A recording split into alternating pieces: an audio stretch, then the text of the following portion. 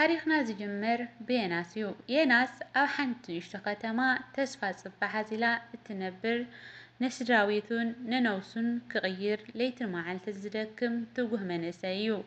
ኣብቲ ዘይምችው ናይ ቁጠባ ኩነታት ኮይኑ ግን ሓደ ዓብዪ ጽላል ነበሮ።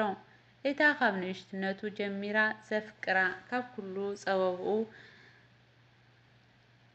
ዘጽንዐቶ ጸጋ። ንሳቶም ብሓባር ሓሊሞም ብሓባር ድማ ንመጻኦም መደብ የውፅኡ ነበሩ። ይኹን እምበር እቲ ኣብ ዓዲ ዝነበረ ናብራ እንዳኸበደ ምስ ከደ የናስ ሓደ ዓብዪ ውሳነ ክውስን ተገደደ። ናብ ስደት ምጉዓዝ። እቲ ናይ ስደት መንገዲ ሓደገኛን ቡድሆታት ዝመልኦን ምዃኑ ይፈልጥ እዩ ነይሩ። ግልፂ ዘይኮነ መጻኢ ሒዝካ ምጉዓዝ ግን ንዕኡ እንኮ መማረፂ ኾኖ። ቅድሚ ምብጋሱ ግን ምስ ጸጋ ተራኸበ። ኣብቲ ናይ መወዳእታ ምሸት የናስ ኢዳ ሒዙ ናብ ስደት ይኸይድ ኣለኹ። ንዓኺ ክቕይር ንስድራ ቤተይ ክሕግዝ እየ። ንስኺ ጥራይ ተጸበይኒ ኣነ ክኸይድ ስራሕ ኣቢለ ክምለስ ንዓኺ ድማ ክወስደኪ እየ በላ። ንሳ እውን ንንብዓት ተሰናበተቶ። ክሳዕ ሞት ክጽበየካ እየ ድማ በለቶ። እቲ ናይ ስደት ጉዕዞ ንየናስ ከምቲ ዝሓስቦ ይነበረን። ብረሃፅን ብናይ ምድረ በዳ ባሕርን ስቓይን ህይወቱ ኣብ ሓደጋ ወዲቓ እንዳሃለወ ብበዝሒ መከራ ኢሮፓ ኣተወ። ኣብኡ ምስ በጽሐ እቲ ሓቀኛ ናይ ቃልሲ ምዕራፍ ጀመረ። መንበሪ ፍቓድ ንምርካብ ስራሕ ንምሓዝ እቲ ቋንቋን ባህልን ክለምድ ለይትን መዓልትን ክሰርሕ ጀመረ። ዝረኸበ ንእሽቶ ገንዘብ ኩሉ ናብ ዓዲ ንጸጋን ንስድራቤቱን ይሰድድ ነበረ። ንጸጋ ዝበለጸ ናብራ ንኽትነብር ትምህርታ ክትቅጽል ንመጻኢ ገዛ ክትሰርሕ ዓብዪ ሓላፍነት ሃባ። ን5 ዓመታት ሙሉእ የናስ ንነብሱ ከይበልዐ ከይሰተየ ከይተዘናግዐ ኣብ ስራሕ ጥራይ ተጸመደ። የናስ ኣብ ስደት ኮይኑ ዝሰርሓሉ ዝነበረ ምኽንያት ንጸጋ ጥራይ እዩ ነይሩ። ኣብ ዘዕርፈሉ እዋን ምስኣ ክደዋወል ብዛዕባ መጻኢኦም ክዕልል ከለዉ ኩሉ ጻዕሩ ከም ዘይነበረ ይረብሖ ነበረ። ጸጋ እውን ፈለማ ዓመታት ብንብዓትን ብናፍቖትን እያ ተዘራርቦ ነይራ። የናስ ብዝሰደደላ ገንዘብ ተጠቒማ ናብ ዓብዪ ዩኒቨርሲቲ ኣተወት። ኣከዳድናኣን ኣነባብራኣን ተቐየረ። ኣብቲ ማሕበረሰብ ድማ ፍልጥነትን ምንጭውትን ኮነት። ይኹን እምበር ምስ ግዜ ጸጋ ክትቅየር ጀመረት። ነቲ የናስ ካብ ርሑቕ ኣገር ዘሰደዶ ዝነበረ ገንዘብ ንዓኣ ሓድሽ ናይ ምቸት ህይወት ፈጠረላ። ኣብቲ ዩኒቨርሲቲ ድማ ዳንኤል ምስ ዝበሃል ሃብታምን ምንጭውን ወዲ ተላለየት። ዳንኤል ንጸጋ ብናይ ኪነ ጥበባዊ ናብራን ብናይ መኪናን ክዳውንትን ከስሕታ ጀመረ። ጸጋ በቲ ሓደ ወገን እቲ ኣብ ስደት ኮይኑ ዝጽዕር ዘሎ የናስ ክትርስዖ ኣይከኣለትን። በቲ ካልእ ወገን እቲ ኣብ ቅድሚ ዓይና ዘሎ ሕጂ ምቸት ስሒብዋ ከደት። ቀስ ብቐስ ጸጋ ንየናስ እንዳረሓቐቶ ከደት። የናስ ክድውል ከሎ ስራሕ ሒዙኒ ፈተና ኣለኒ ብምባል ቴሌፎን ተሓጽበሉ ጀመረት። የናስ ኣብ ስደት ኮይኑ ውሽጡ ተጠራጠረ። ልቡ ክጭነቕ ጀመረ። ምናልባት ናይ ትምህርቲ ጸቕጢ ኮይንዋ ይኸውን እንዳበለ ንነብሱ ከረጋግኣ ጀመረ።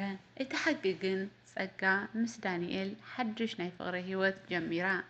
ነቲ 5 ዓመት ዝደኸመሉ የናስ ብስቱር ጠለመቶ። ሓደ መዓልቲ የናስ ንጸጋ ድንገት ሳፕራይዝ ክገብራ ብምባል ምስ ስድራቤቱ ጥራይ ተረዳዲኡ ናብ ዓዲ ክምለስ ወሰነ። እቲ ዝደሊ ናይ ወረቐት ስራሕ ወዲኡ ድሕሪ 5 ዓመት ናይ ስደት ናፍቖት ናብ ዓዲ በረረ። ልቡ ብሓጎስ ይፈትን ነበረ። ሕጂ ኩሉ ነገር ኣማሊኡ ኣለኹ ንጸጋ ክምርዓዋ እየ ዝብል ዓብዪ ሕልሚ ነበሮ። ናይ ዓዲ ምስ በጽሐ ግን ዝረኸቦ ነገር ፈጺሙ ዘይገመቶ ነበረ። ካብ መዕረፎ ነፈርቲ ወሪዱ ናብ ገዛ ጸጋ ክኸይድ ከሎ እቲ ገዛ ብዕምባባታትን ብመብራህትታትን ተሰሊሙ ጸንሖ። ዓብዪ ናይ ዳስ ጽምብል ነበረ። ሰባት ተኣኪቦም ይጭፍሩን ይስሕቁን ነበሩ። ዮናስ ደንገጸ።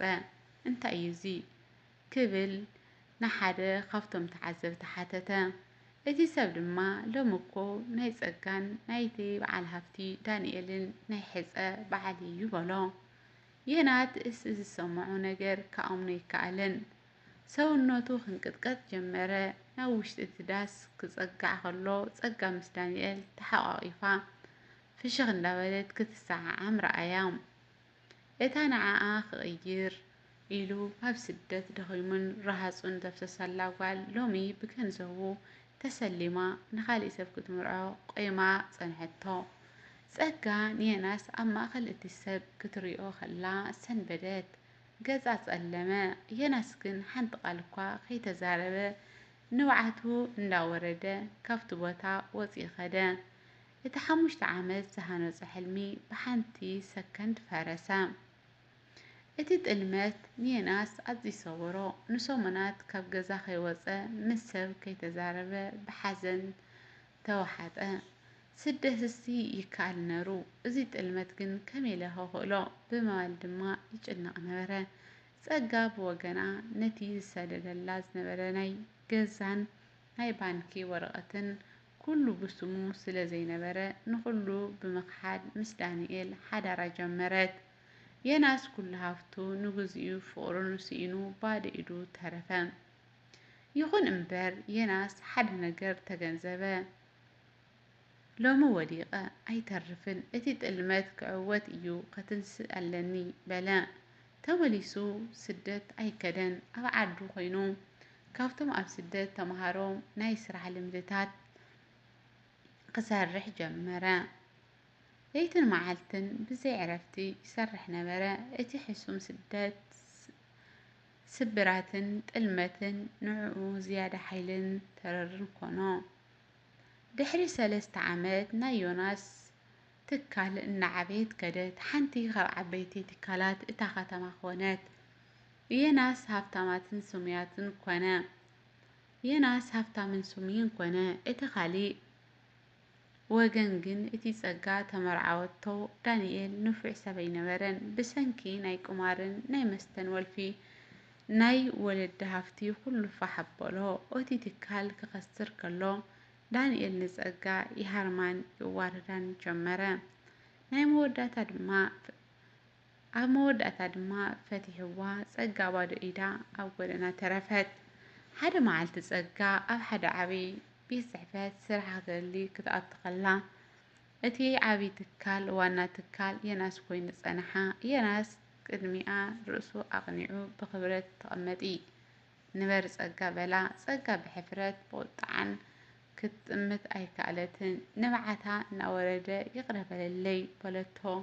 ዮናስ ግን ብህዱእ ፍሽኽታ ጠሚቱ ኣነ ይቕራ ኢለልኪ እየ ንስኺ እንተዘይትጠልምኒ ነይርኪ ኣነ ሎሚ እዚ ሓያል ሰብ እዚ ኣይምኾንኩን። ፈተናን ስደትን ቃንዛ ጥልመትን እዮም እዚ ዓወት እዚ ሂቦም ይበላ። ዮናስ ርእሱ ኣቕኒዑ ናብ ቅድሚት ክስጉም ከሎ ጸጋ ግን በቲ ዝገበረቶ ናይ ሕልና መቕፃዕቲ እናተሰቃየት ኣብ ድሕሪት ተረፈት።